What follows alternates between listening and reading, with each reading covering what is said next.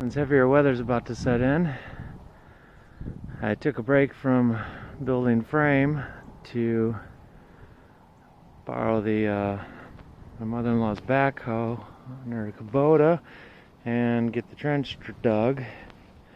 I am going overkill. I'm putting it 36 inches down. That's because I hate hitting things in the future. That's not what's required by code here. That's just me. First section of conduit's setting up there so I can manhandle it into place down there. If you're running conduit, look for your local code, etc. But from running wire in the past and such, I know that anything more than about 3 bends is stupid to pull large wire through.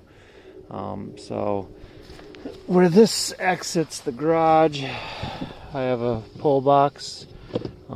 These are not optimum, but it will work here. It's going to be hard to get it to bend through there. It is correct to use this and whatever. It's just not the easiest. A big Hoffman box or such would be nice out there, but I'm cheap and they look ugly. So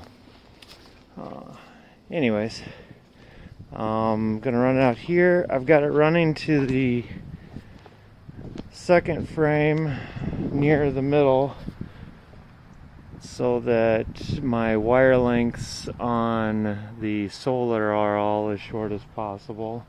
They're not going to be great, but the good news is that I should be operating in the 200 plus volt range on all of the segments or strings, so it shouldn't be a problem with voltage loss, etc. But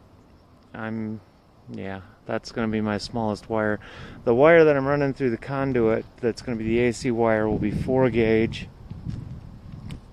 I'm using that to get the total path length because it's 100 and some odd feet from here through the trench, up through the garage, through the underground UF cable, through the house, all the way to the service entrance.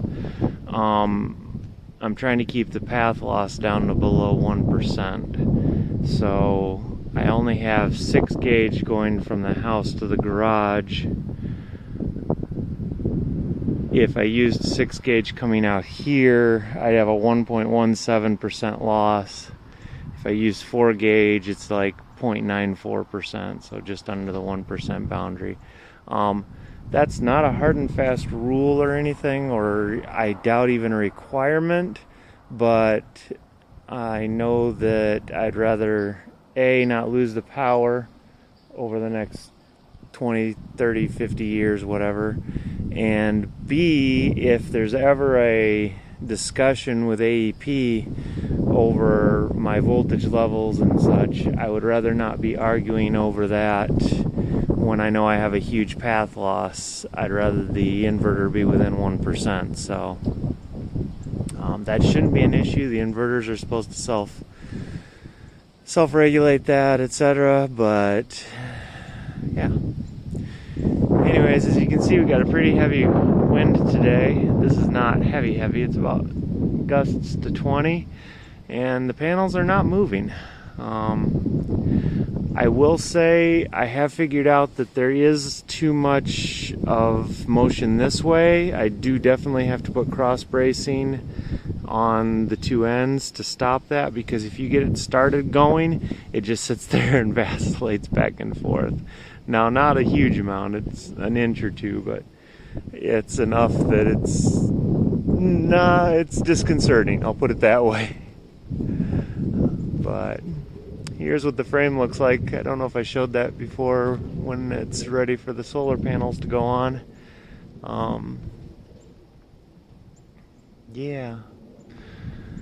Like I said before, though, don't base your design on this until I've had a couple years and can say it works. 2020. In 2020, ask me if it works. But tilt mechanisms are all set in place. These are at summer tilt right now before it starts snowing in 2 or 3 days here.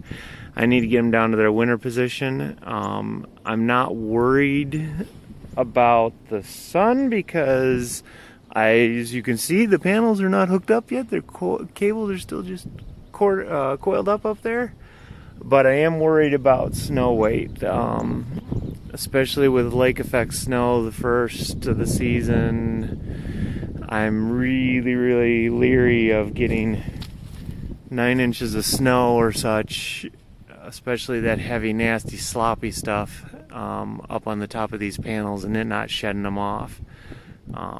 That can be several tons of weight. I'm not looking forward to that.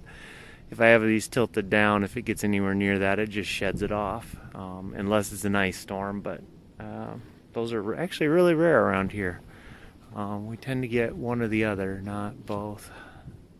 Anyways, rambling enough, but here's a progress video.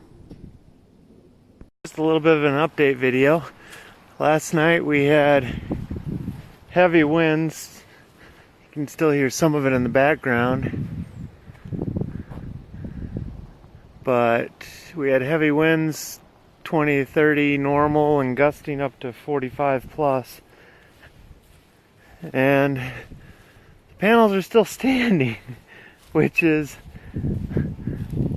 I figured they would be, but man, there's always that heart-wrenching feeling the first couple times you hear a big gust and you know these things are out here now. I am cheating a little bit, kind of, because these are still up in the summer position, so there's less wind load on them with the wind whipping through here.